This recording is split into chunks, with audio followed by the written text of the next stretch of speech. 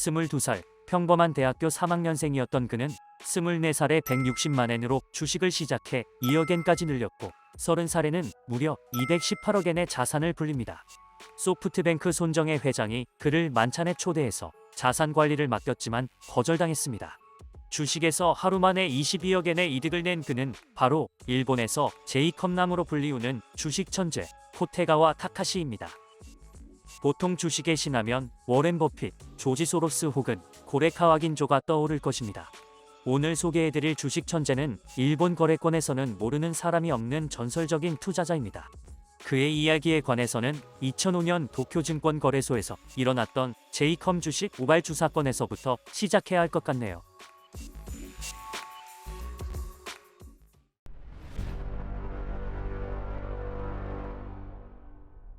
(2005년 12월 8일) 도쿄증권거래소 전광판 앞에서 사람들은 긴장된 눈빛으로 빠르게 변하는 숫자들을 주시하고 있었습니다. 이날은 또 일본 종아인재 서비스 회사인 제이컴이 최초로 도쿄증권거래소에 상장하는 날이었고 발행한 자본금은 14,500주였습니다. 오전 9시 27분 미즈호증권사의 한 고객이 신규 상장된 제이컴의 주식 한 주를 61만엔에 팔아달라는 매도 주문을 넣습니다. 이때 담당 트레이더는 치명적인 실수를 하고 마는데 한 주에 61만엔의 주문 사항을 61만 주의 1엔으로 잘못 입력했던 것입니다. 1엔은 당시 거래 하한가인 59만엔에 못 미치는 금액이기 때문에 거래 화면에는 매도가가 하한가보다 낮다는 경고창이 떴으나 그는 내용을 제대로 보지도 않은 채 그대로 확정 버튼을 눌렀습니다. 이렇게 엄청난 거래 매물은 도쿄증권거래소의 장에 뜨게 되었습니다. 도쿄증권거래소의 시스템은 하한가 제한이 정해져 있었습니다. 일반적으로 1엔의 주가는 호가에 들어가지 않지만 제이컴의 주식은 공교롭게도 첫 상장이었고 전 거래일 종가가 없었기에 제한 시스템은 효력을 보지 못한 채 황당한 거래는 진행되고 말았던 것입니다. 상장을 앞두고 많은 사람들은 주당 90만엔의 가격으로 제이컴의 신주 매입을 기다리고 있었습니다. 하지만 트레이더의 어처구니없는 실수로 인해 제이컴 주가는 몇 분 만에 67.2만엔으로 떨어졌고 급기야 57.2만엔까지 추락했습니다. 시장은 온통 혼란에 빠졌고 당황한 투자자들은 주가가 폭락하는 것을 보고 회사에 무슨 일이 생겼다 여기고 보유한 주식을 헐값으로 팔아치웠습니다. 순식간에 제이컴 주가는 하한가로 곤두박질쳤고 이 사태는 도쿄 증시에도 영향을 미쳤습니다. 당일 장마 감시 니케이 지수는 301.3포인트로 급락했습니다. 하지만 일부 기관과 베테랑 개인 투자자들은 이건 주문 실수인 패핑거 사건이 분명하다고 이미 짐작하고 있었습니다.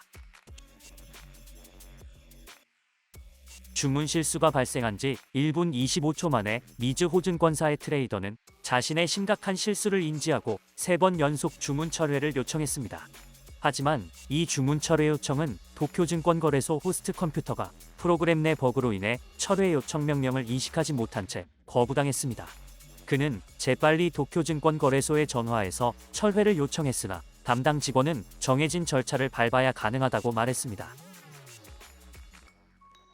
1분 1초를 다투는 주식시장에서 정해진 절차를 밟는다는 건 이미 물 건너간 거나 다름없습니다.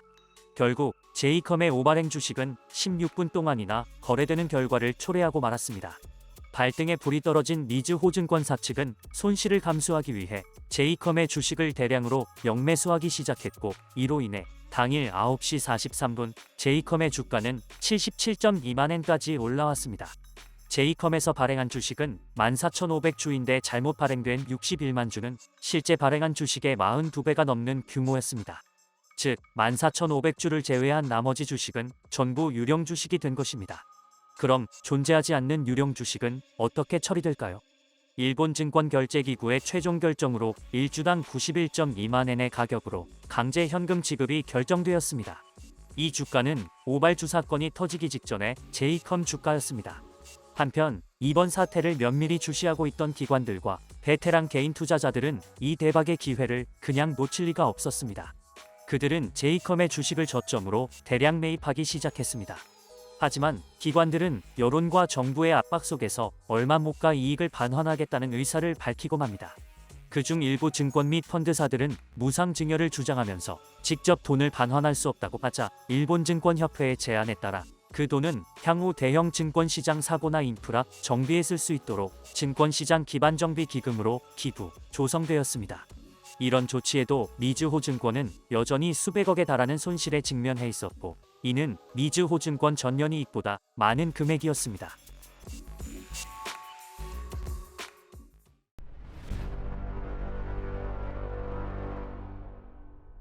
이번 사태로 인해 수면 위로 떠오르는 사람이 한 명 있었으니 그는 다름 아닌 주식의 신이라고 불리우는 개인 투자자 코테가와 타카시입니다.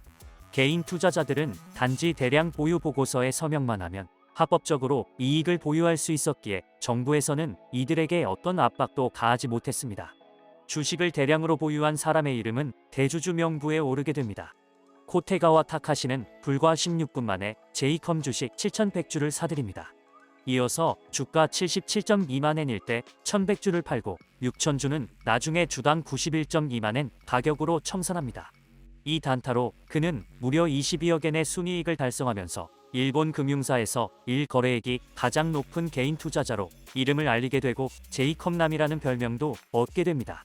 순식간에 제이컴 주식 7,100주를 사들였으니 그가 보통의 개인 투자자가 아니라는 걸 짐작할 수 있습니다. 코테가와 타카시는 이미 오래전에 주식 투자로 억 단위의 몸값을 자랑하고 있던 주식 천재였습니다. 1978년 코테가와 타카시는 일본 지바현의 평범한 가정에서 태어났습니다.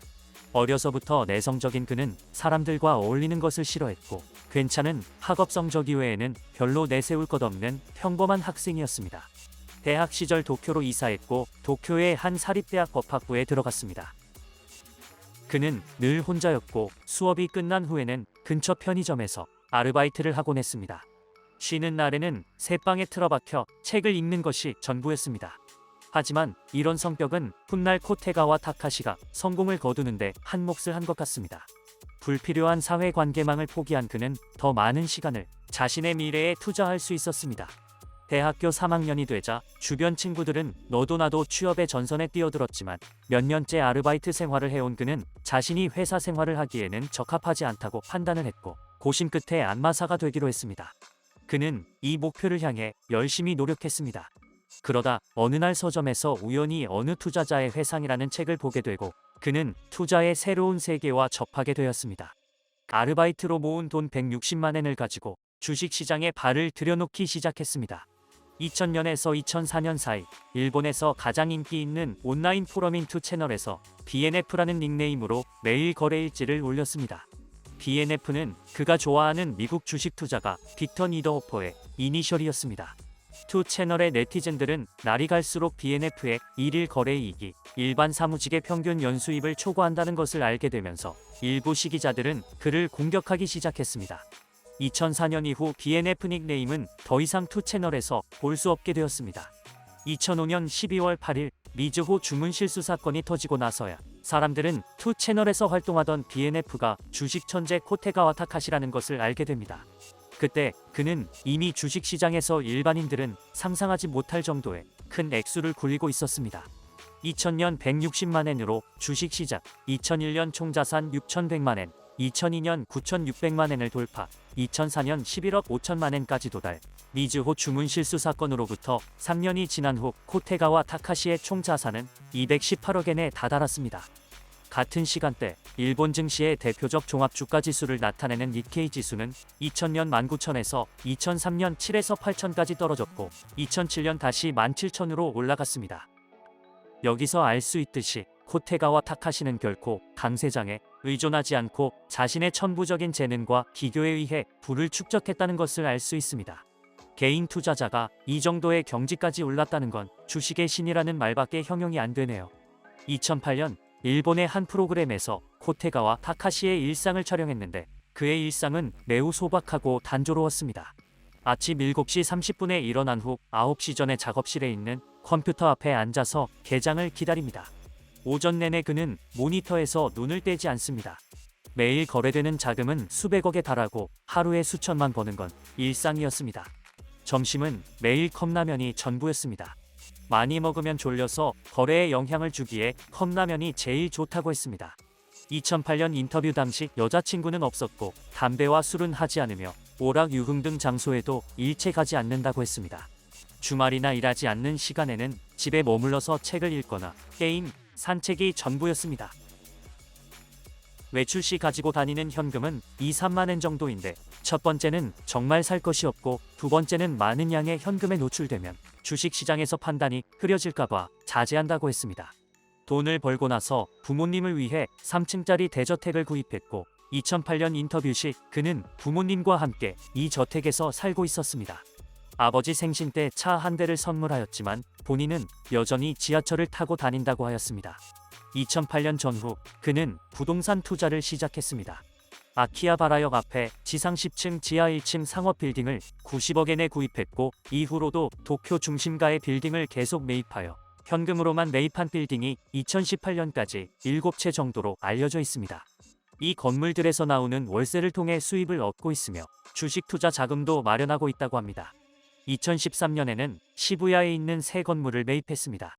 손에 쥔 현금이 너무 많고 또 투자를 다양화하고 싶다고 했습니다.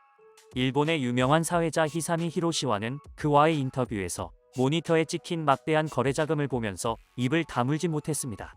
사회자는 평생 일 안 해도 된다고 너스레를 떠는 것과는 달리 코테가와 타카시는 시종일관 담담한 모습이었습니다. 그는 거래 과정을 즐기고 거래 액수에 연연하지 않으며 목표는 한결같았습니다. 주식에 관련된 서적은 호퍼에 져서 책 한 권밖에 본 적이 없으며 거래에 대한 민감도는 전적으로 끊임없는 연습에서 나온다고 했습니다. 주식을 장기간 보유하지 않기에 주가 수익 비율, 주가 순이익률 이런 것들은 보지 않는다고 합니다. 단 주가 지수, 선물 지수, 각국 중앙은행의 동향 등 정보는 참고한다고 했습니다. 2에서 3일의 단타 스윙을 하며 주식 보유 기간은 하루에서 일주일, 많아야 10일을 절대로 넘기지 않는다고 합니다. 그는 이런 말을 한 적이 있습니다. 투자에서 가장 중요한 것은 언제 빠져나가야 할지를 아는 것입니다. 손실을 최소화하기 위해서는 탈퇴 시점이 매우 중요합니다. 시장 하락폭이 제 예상보다 크다면 가격 반등을 기다리기보다는 빨리 손실을 줄이겠습니다.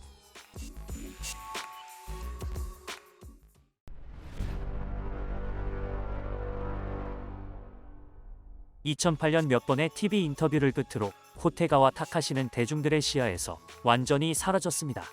하지만 그에 대한 소문은 끊이지 않고 있었습니다. 어떤 사람은 그가 이미 은퇴했다고 했고 또 모든 재산을 잃었다고 하는 사람도 있고 2019년 그의 자산이 2천억엔을 넘었다는 사람도 있었습니다. 그가 가정을 이루고 행복한 결혼 생활을 하고 있다는 소문도 있었습니다. 주식의 신이라는 타이틀 뒤에 숨겨진 그의 리얼한 모습은 어땠을까요? 끝으로 그가 했던 말 중에 일부를 남겨봅니다. 나는 주식을 시작하고 거의 집에만 있었다. 오로지 PC와 마주보는 나날들. 규칙적이지 않는 식사 시간. 나는 이런 삶의 방식을 절대로 남에게 권유하고 싶지 않다. 아버지는 항상 말한다. 언젠가는 큰 손해를 보기에 그만두라고. 100억의 자금을 잃을 것 같은 느낌으로 무감각하게 다룰 때는 내가 무서워졌다. 시장은 성실하고 정직하다. 이득과 손실은 나로부터 파생된다. 내리면 사고 오르면 판다. 단순히 이 작업을 반복한다.